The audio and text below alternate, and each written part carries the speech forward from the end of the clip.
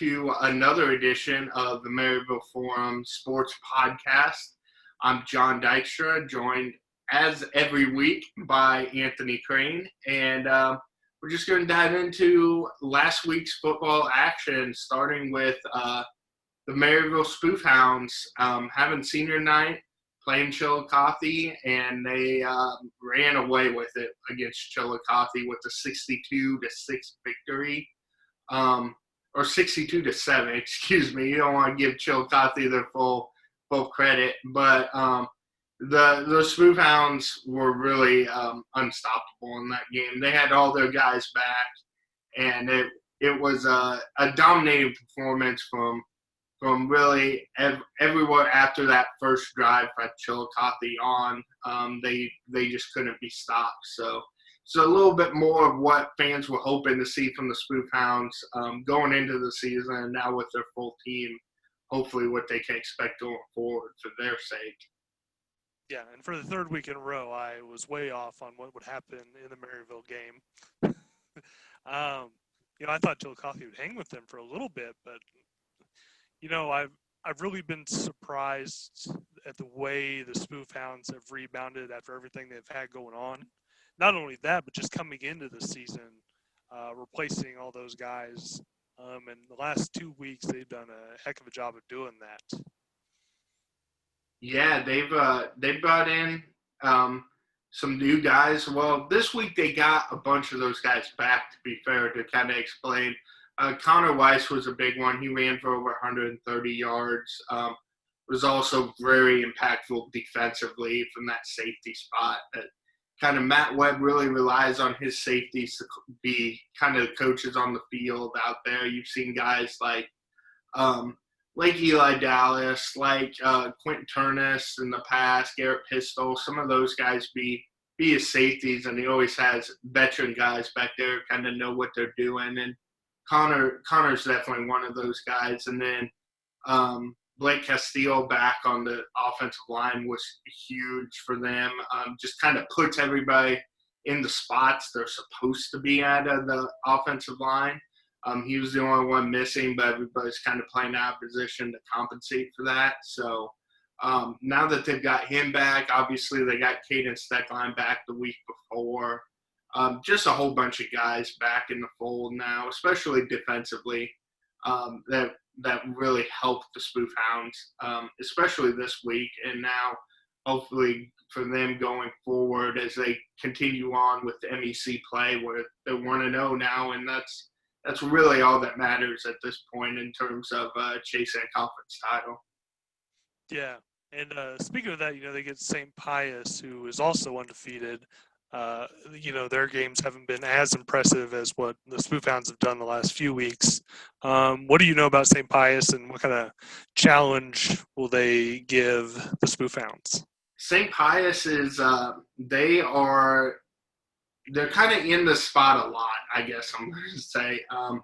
They normally play a weaker non-conference schedule, a lot of times playing some other private schools or Kansas City area schools where they're not as tough a competition. And every year the MEC schedule kind of stays the same. So they play Cameron going into Maryville. And traditionally in the MEC, that's as different of a matchup as you can get each week. So they beat Cameron every year to either go to now they're 3-0 or some years they're 2-1. They'll normally have a winning record at that point. And then they face Maryville. In the last couple years, that's been 50-point losses for them that week. So it'll be interesting to see if this Pius team is better than those previous teams that have struggled so much with Maryville, or if that kind of continues. They do have a new coach this year.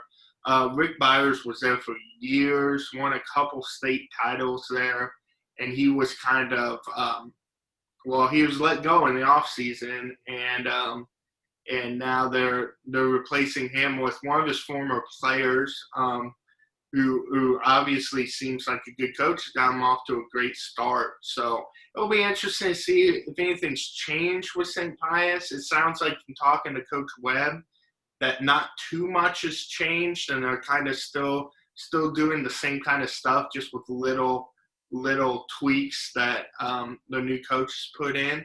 But it'll be interesting to see what kind of awaits the Spoof Hounds in that trip down to Kansas City on Friday night. But it'll certainly be interesting to see against another MEC opponent, and one that right now is by themselves in first place in the MEC, at least in the overall win column. They're the only undefeated team in the conference, so it'll be interesting for sure. Yeah, and I've been kind of looking at that, especially as a Benton guy. It seems a bit like the MEC is down this year. Without digging too far into it, Lafayette has been, maybe their biggest competition. Maybe you throw in Savannah, but Lafayette doesn't look great this year. Savannah's had a lot of issues with COVID. Is it kind of Maryville's conference to lose? It is starting to feel that way to me for sure. I mean, they've got that loss on their schedule, so it's kind of taking that and realizing that. But Savannah, they've lost the only game they played this year. They returned back to the field. I would assume that Savannah is going to be their biggest competition for conference crown, kind of like it was last year. We've just gone a little bit from, we talked about it last week, but the first year I was here covering the team was that year Maryville won the state championship. But they had Lafayette with Diego Bernard kind of not single-handedly, because that was a really good Lafayette team, but he was definitely the straw that stirred the drink for them. And they were a really great team that year, beat Chillicothe. And then Chillicothe beat Maryville that year, and they had Kelly and Schaefer and all those guys. So that year the conference was loaded. Savannah was fourth, and they were a good team still. And Savannah's had good teams since, but really Chillicothe and Lafayette have fallen off, I think. And I don't really know if anybody has really risen up to take their spot other than Savannah stepping up, of course. But other than that, and then you throw in, obviously, a couple years ago, Smithville left the conference, and Smithville was a really good team too. So the MEC, yeah, it's not quite as strong as it has been.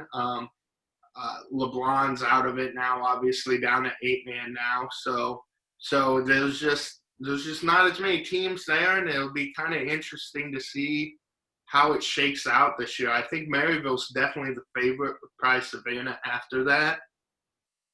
And then it'll be interesting to see who emerges. If anybody emerges to challenge those two, maybe it's St. Pius. It could certainly be. This week will say a lot about that. But maybe it's Lafayette. We'll see. I don't think it's going to be Chillicothe after seeing them last week. But who knows? I mean, there's a big difference between maybe Maryville's just that far above the rest of the conference that Chillicothe can still win some games. But yeah, to answer your question, I think it's fair to say that Maryville's the favorite at this point, but you never know. We're only one game into the conference schedule, so it'll be interesting to see how it shakes out.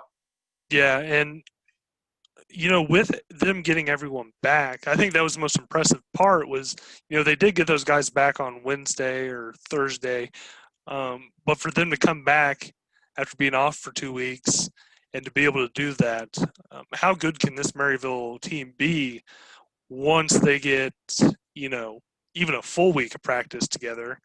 Or will the quarterback position end up being a spot that hurts them down the road? It is kind of sad I feel bad for those guys. I try to not be too much of a homer here, but I just feel bad for those kids because, especially that senior backfield of Trey Houchin and Connor Weiss, Ben Walker, like they never got the chance to play one down of football together this year, and that is too bad for those guys who have obviously, like Connor said this week, come up together since third grade playing together. But I think Connor Drake's done a fine job so far this season. He's had hiccups, an interception in each game, I think, but but the quarterback in Maryville's system isn't meant to be the focal point. It's really that running game, and kind of Maryville's system is that way where there's not meant to be one focal point. Obviously, you could argue in the years past that it's been somebody like Eli Dallas, last year Aiden Coleman, but really all those years, like Tyler Houchin ran for nearly as many yards as Eli did, or maybe even more. I don't remember. They were basically equal at the end of the season. Maryville's just never been that offense. It's only one guy. Even going back to like Brody McMahon's days, which is going back a little bit, but they never are reliant on just one guy, and that kind of makes them a little more injury proof than some teams, I would say. So I think this team can be really good. Certainly with the MEC slate plus a Lincoln Prep game to finish out the season. They're probably going to be favorites in every one of those games. And then you get into the playoffs, and assignment's still on out, so we still don't know what that's going to look like. But it'll be close. Yeah, it'll be crazy to figure out when those come out to see what the matchup will be. But they're in for. I would say they're going to be favored throughout the season. We'll put it that way. Yeah. Moving to the 8-man slate, though, you were at the Nodaway County battle this week between Northwest Nodaway and Platte Valley. Northwest Nodaway got into the win column, 12-point win over Platte Valley. Both teams now are 1-2 on the season. So just tell us a little bit what you saw from both teams, and particularly the Muskets kind of breaking through with a big win. Really, the old cliche, it was a tale of two halves. That first half was, one of the best halves of football I've seen. Two teams going back and forth. Platte Valley gets a quick score. The Muskets answer with a 16-play drive, which I don't really know how you do that in 8-man football, but they got it. And, Platte Valley in that first half looked like the better team. But in the second half of that, both defenses really stood up in that second half. But for Platte Valley, it really felt like their issue was with Jose Rivera leaving in the first half with concussion, that they just taken too many hits in the backfield. And their offense got a little stagnant, and they just ran out of gas, I think, in that second half. Defensively, they looked good in the second half again. And Coach Beverland brought that up afterwards that, for them, it's about putting a full game together. Because even in their win over Rockport, they were great for 3 quarters. By the time the game kind of got out of hand, they gave up some scores, but he still wasn't pleased with, Rockport making that game closer than it probably should have been. Yeah. On the other side of the ball, it was nice to see the Muskets move the ball in different ways. Carson was still a big part of the offense, but I was really impressed with freshman Michael Goff. He did everything. He led him in rushing. He led him in receiving. And he did a little bit of everything, and him and Carson seemed to have a great 1-2 punch going. And I'd be remiss if I didn't bring up both Michael and Coach Calfee after the game. Really gave a lot of credit to Gabe Goff, who moved offensive line, coming back his senior year, expected to be in the backfield. And with their struggles on the offensive line, he stepped up, moved to the offensive line, and it really seemed to help their running game. It was really impressive. I've heard over the past year or so about the young kids at Northwest Nodaway. There's not a ton of kids at what was the middle school level, but you can see it finally starting to come up, with the help they're getting from freshmen. They got some good kids coming next year. So it will be tough to replace Carson at quarterback, but it seems like the future is fairly bright at Northwest Nodaway in that football team. For Platte Valley, again, I was impressed with them. I think the injuries have taken a toll, but I do see them improving as I thought they would with more time together. They're able to throw the ball. which was a huge issue for them Friday night. Trevor McQueen may have completed like 20% of his passes, but 10 of them were probably drops. So that's an area they've really got to focus on because he's got a great arm. He's able to put it there for the receivers to catch. They probably dropped 3 or 4 touchdowns, or what would have been touchdowns. Wyatt Tobin at one point was wide open and, not take anything away from him because he made some great catches. He's been their best receiver, but that was just one that he dropped that would have been an easy touchdown. And that was kind of the story of the game for Platte Valley was the missed opportunities. And you could hear that from them after the game. The coaches were disappointed. They brought up, something we talked about last week was their win against DeKalb, and then they had a winnable game against Stewartsville. And I don't know if it was focus. That's the way they kind of made it seem. Because they didn't have a great week of practice. They weren't as focused. And that seemed to happen again this week. Not taking anything away from Northwest because I think both teams are fairly evenly matched. But it was a game that Platte Valley felt like they should have won. And as we look at it, Platte Valley's in the unenviable position where they might be down to their third running back 3 weeks in, and you don't want to be there. I know Gabe Norstein has had some work, but who are we down to now looking at the running back room if Carter Luke Carter definitely looks like he's going to miss some time, and then Jose Rivera after that huge week getting dinged up. So what's the running back room look like right now? Who are some of those guys that could step in and see increased workloads? Yeah, I talked to Carter Luke, and he told me 8 to 12 weeks, which basically means next season, unfortunately for them. After that, you hope that Jose can bounce back, that it's not a severe concussion. They weren't pleased with the play that it happened on, but that's between those two coaching staffs. Yeah. Really, at running back, it's going to be Gabe.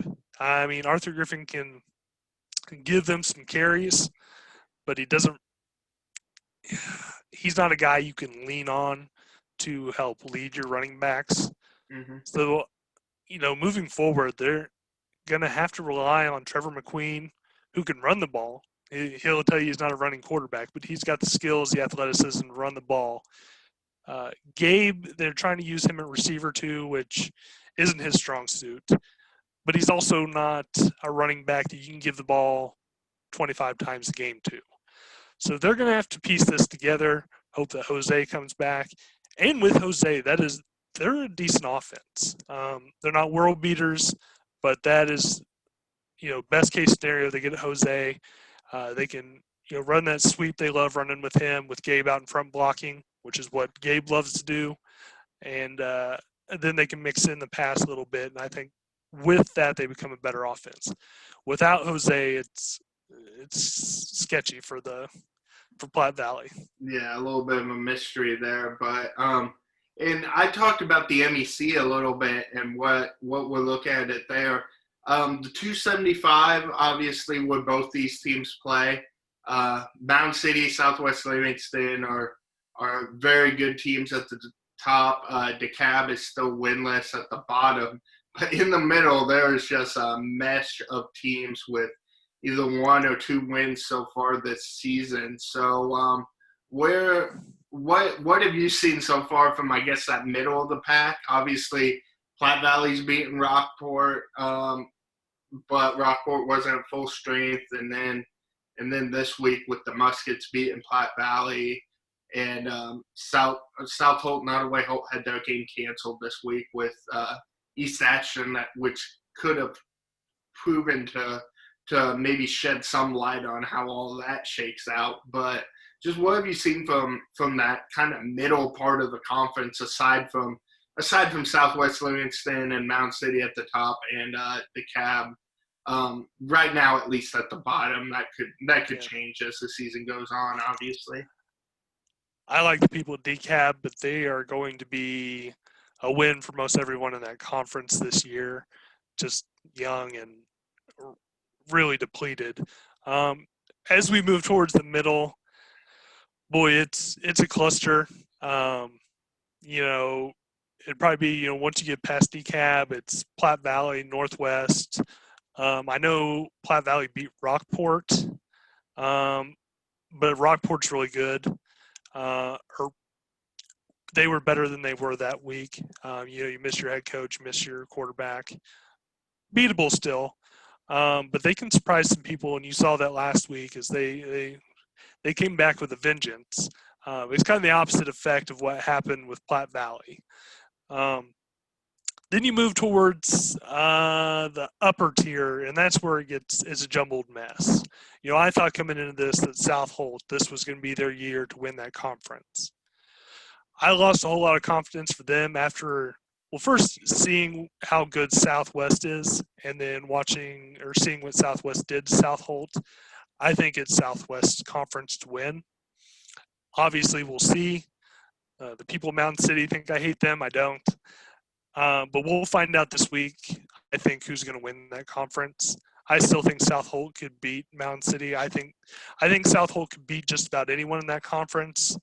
But like I said, the Southwest loss really put a sour taste in my mouth with them. But we'll see how they spent that week off. Coach Peterson's been known to scrap offenses and, you know, show us something new. So we'll see if they made any changes or if they just worked on what they've been doing and, you know, try to get better at it.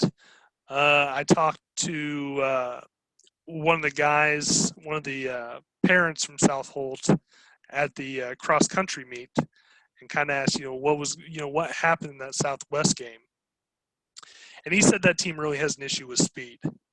Now, if that's the case, they'll have some winnable games because physically I think they can hang with just about anyone. But Southwest just has some crazy speed with Neptune, with West Hughes. But if you get into a phone booth with Mountain City, you know, that's a game that they kind of play into your strength. So I think in the next few weeks, into October, we'll see from South-Holt where they are. You know, East Atchison bounced back. You know, Coach Barron's kind of did what you and I talked about with Kalen Merriweather, and he admitted that, you know, maybe the way he was using him wasn't the best way. And if he's figured that out, that he needs to give him the ball 25 times a game as a running back, East Atchison becomes much more dangerous. But as of right now, it's Southwest and then everyone else. I think second place could be Mount City. Could be East Atchison. Not giving Mount City anything.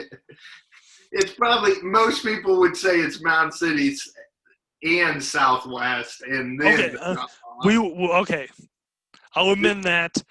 We will see. I think I started with this. I think the first thing I said was this week we'll decide who wins the conference. Yeah. So we'll stick with that. If Mountain City beats Southwest, they are hands down the one team in the state. Number one. I will take my North Shelby Raiders and drop them to 2. There we go. Look forward to that, Panther fans, if you can get the win this week. But they're not listening or watching. They probably see my name and they're like, nope. Yeah. Does that apply for our Southwest Livingston though too, who I've said have the best resume this season so far? Yeah. If they beat Mountain City, do they jump North Shelby? Yeah. And me and Coach Bass at North Shelby, we talked about that today. I was like, you know, they beat Mountain City, you're gonna have to drop. He's like, he understood. He agreed. Yeah. Now North Shelby, they've had a bit of a cupcake schedule too.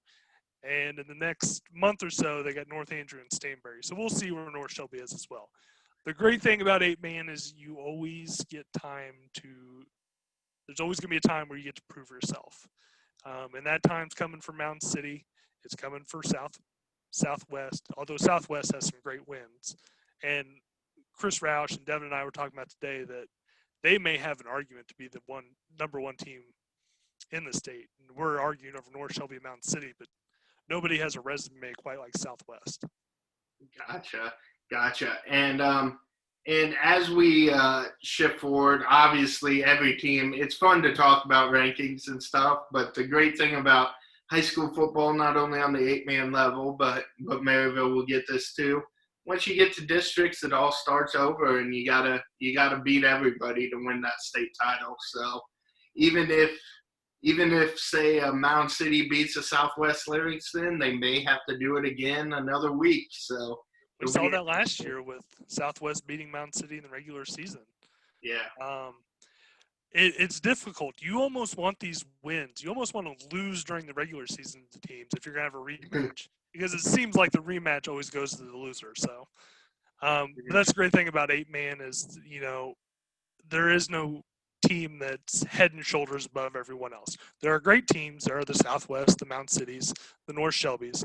But for the most part, there's no reason that even like a South Holt couldn't beat a North Shelby or a Mount City. That's what hopefully we get there. But that's what should make the end of this season fun. There you go. And before we get too far ahead to state playoffs and everything, let's look at next week's slate for especially these other 8-man teams here. South Holt's traveling to Barnard after having last week off. South Holt, Nodaway-Holt, that is, traveling to Barnard to face Platte Valley. We'll look at from a Spartan point of view first. Just what, after that week off and what happened to them against Southwest Livingston, what do you need to see this week from them to kind of tell you they're back on track? I know Platte Valley's got a couple losses, so it's not the same as playing a Southwest Livingston again, but what do you need to see from them to let you know that they're back pointed in the right direction, I guess? Physicality, execution, and just that motivation. Over the years, South Holt has been what they are. They're 6-5. They've fifth them, but they came into those games against East Atchison, Mount City, teams like that, with that almost underdog mentality, and that worked better for them. And maybe that loss was enough to wake them up, because they were feeling great after that Worth County win, and you can't blame them for it. Everyone else was feeling really great about them too, and maybe that got to them a little bit, but they also ran into a really good Southwest team. So they need to come back, especially with that time off, and prove to everyone that you deserve to be in that talk of the best team in the 275. And switching conferences over the GRC real quick, we go to Worth County. They've had a tumultuous season, maybe the most up and down season of anybody in 8-man so far, just with the losses they've had to the team with injuries and other things. But they got in the win column in a big way this week, with a win over Schuyler County. Just now 2-1 on the season for Worth County. It's not maybe what people expected coming in, but to be 2-1, to have a couple of nice wins under their belt, what have you seen from Worth County to maybe show that they're not the top 5 team everybody had them penciled in as to begin the season, but they're still certainly a quality team up there? If there's no team in this state that needed a 2-game stretch like the Tigers, what helped them, was playing those lesser teams, and that gave them time to figure out who they are, to find a new identity. Aiden Gladstone plans to come back, but with a broken bone, you never really know. We saw that with King City. They got their quarterback back after breaking his collarbone last year. He comes back, breaks it again. So nothing is given.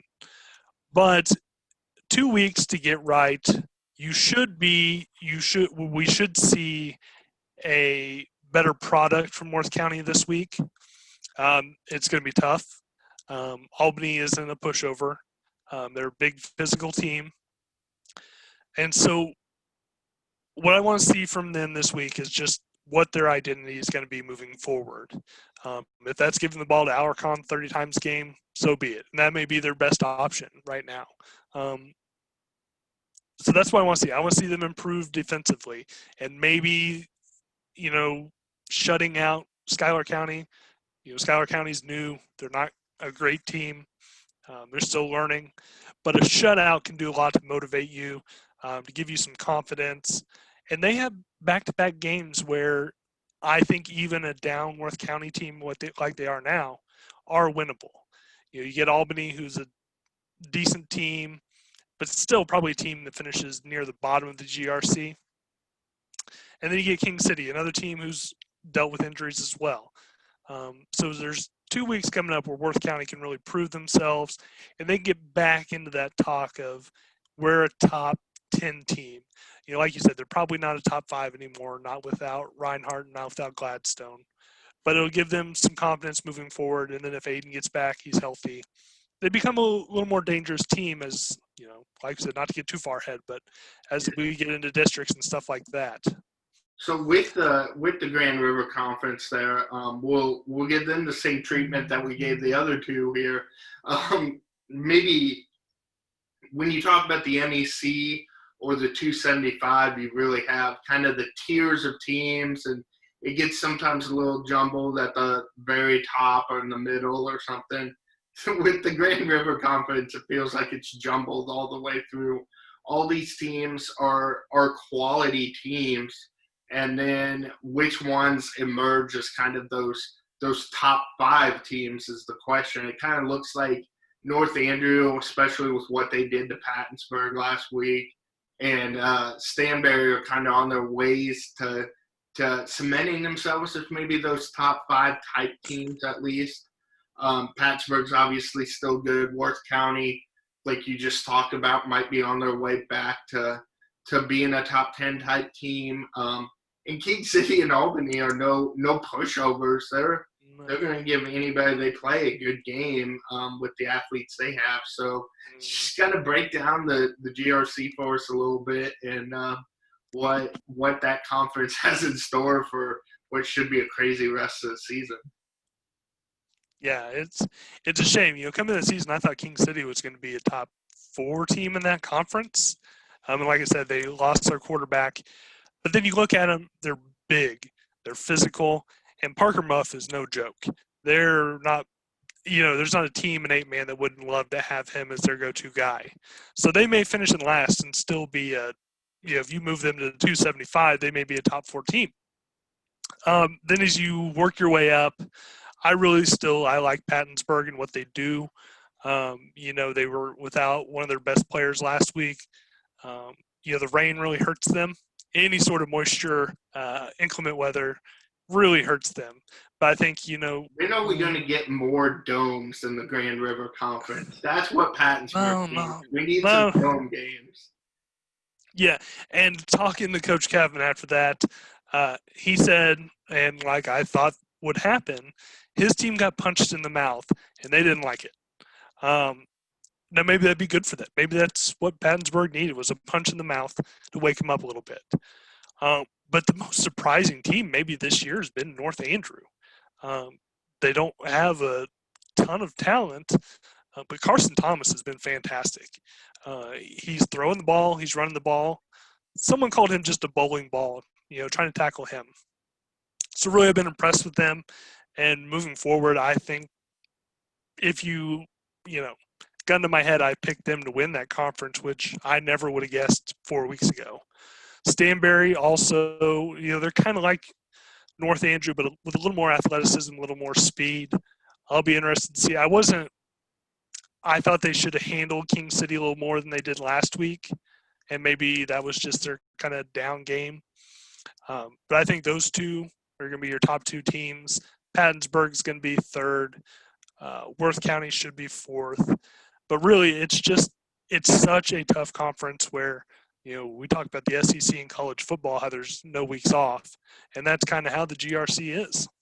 Yeah, we're kind of returning to that time about, I forget, 7-8 years ago when it seemed like it was North Andrew and Stanberry for the title every single year, and we're not quite to there yet because there are certainly some good teams in the 275, and then North Shelby's out there too. But it's feeling like those two programs are kind of back on the rise from falling off a little bit the last couple of years, and they both got a lot of young talent with their team that maybe, like you said, aren't as household and everybody's been hearing about them for years as some of these other kids at other schools, but they've certainly got a lot of talent there. You don't beat Pattonsburg as bad as they beat Pattonsburg without any talent. So it should be an interesting rest of the year for those guys. But hot take: Stanberry wins the state title in 2021. Like that group they have, and you give them another year, that is going to be a scary, scary team next season. I've been telling you since the Jamboree about Scheiber's little brother out there. He's that good.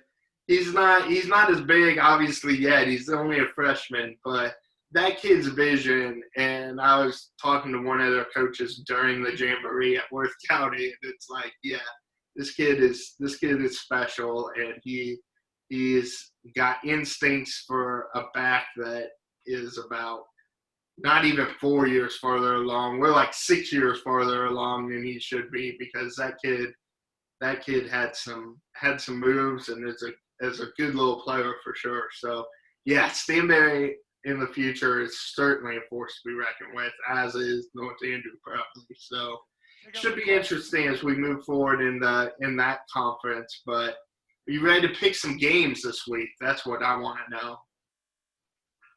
We'll move into it with Maryville, and let's see if you give the old Spoof Hounds any credit this week. But I'm picking them to beat St. Pius. Like I said earlier, I think they're probably the favorite the rest of the slate. We'll see if Savannah has anything to say about that now that they're playing football again, and if they have some impressive weeks going into that matchup, that could certainly be a game you circle on the calendar if Savannah looks good again and looks back where they were the last couple of years. But other than that, I don't see many roadblocks in Maryville's way at this point. And despite the undefeated record, I don't think St. Pius is that roadblock yet.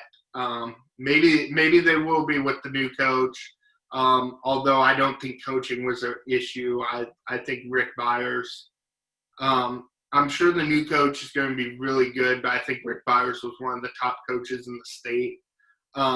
Matt Webb basically said the same thing when I talked to him this week, just talking about not only as a coach but as a man, how much respect he had for Coach Byers. So I don't think even if a new coach is very good. So I don't think coaching was the big issue for St. Pius, and we will see how they perform this week. But I think Maryville wins this one pretty handily. Anthony, what do you think about the old Spoof Hounds this week? I think the Spoof Hounds are done losing, and I think they beat Pius by 40 points. Gotcha. Short and sweet right there. So now we move into the other matchup of county teams, or I guess the only one. But Platte Valley hosting South Holt, Nodaway-Holt. The Drew Quinlan show comes to Barnard. Just going into this one, I think South Holt comes out, and as we've seen in years past, not to push on the Spartans, but these are the games they generally have large victories in, and then they have large defeats against some other teams that we'll get to later. But I think they bounce back, and they try to prove a point as they get back above 500 and go to 2-1 on the season. So I'm picking the Spartans to win this one pretty handily. There will be better days ahead for Platte Valley, I think. Yeah, in the past, Platte Valley has given them a little bit of trouble early on in games, and I think they will for a little bit. And then I think it'll be like previous years. I think just with the injuries to Platte Valley, South Holt coming in fresh after a week off, I think they roll Platte Valley in the second half of this game. Our next game on the slate's kind of interesting just because of the common opponent strategy here. You'd say Northwest Nodaway would be the favorite because they beat Platte Valley and Platte Valley beat Rockport, but it wasn't the same Rockport team that Platte Valley's gonna or that Northwest Nodaway's gonna have to contend with this week. So with Rockport hosting Northwest Nodaway, what do you think of that matchup? I think it'll be a good game. I do think Rockport is better. They just have a little bit more talent. But I think it's a good game. I think Rockport ends up winning by 2 touchdowns, would be my guess, maybe a little bit more. But I think the confidence they can build off of last week, that Northwest can hang with Rockport for most of this game. I'm going to differ from you here. This might be the only place we differ this week. I'm going to pick Northwest Nodaway. I think they got over a little bit of a hump last week to beat Platte Valley. This would be a low confidence pick in terms of I think this game is kind of a little bit of a toss up.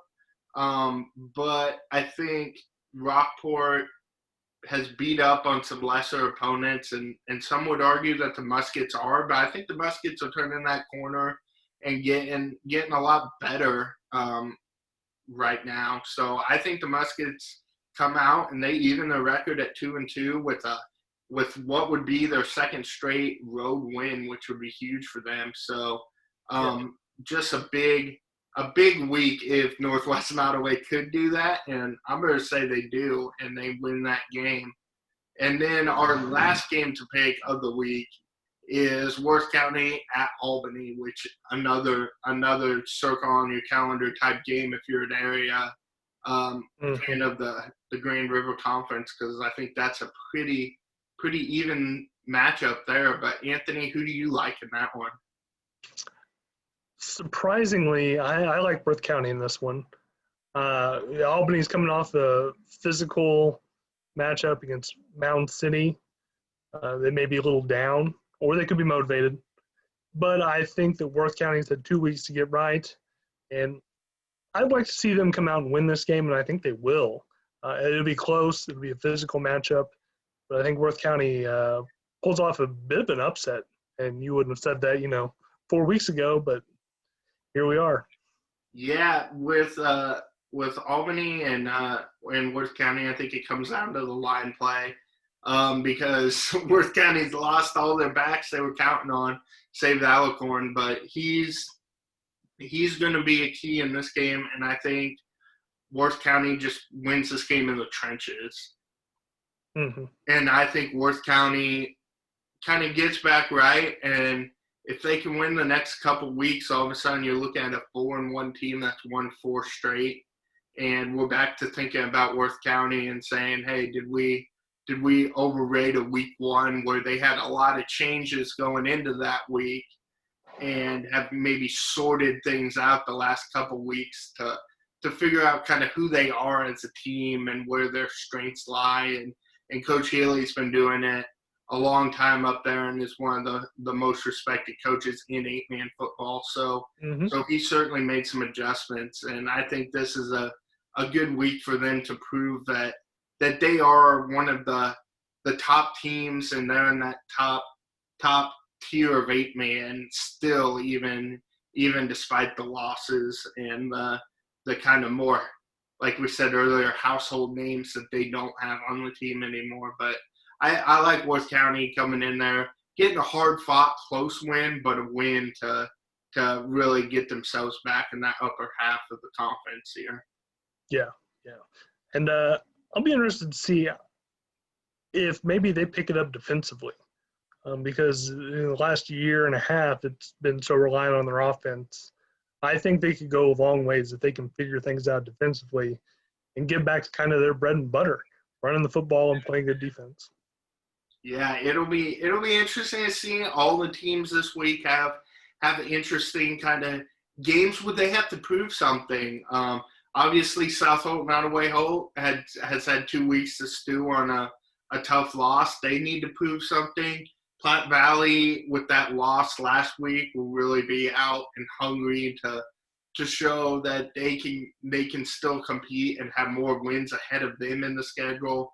Like I said before, Maryville with the only unbeaten team in the Midland Empire, they get to show that they're still the class of the conference, and that'll be an interesting matchup. And then, as we said, Worth County, there's a lot of interesting football ahead, and we will be back next week to break down how these games went. And as always, you can read about them in the Maryville Forum. We just put that paper to bed this week, 100% local sports section, so you're going to want to get caught up on not only football but the other sports. But until we talk to you next week, this is John Dykstra, joined by Anthony Crane. Have a good week.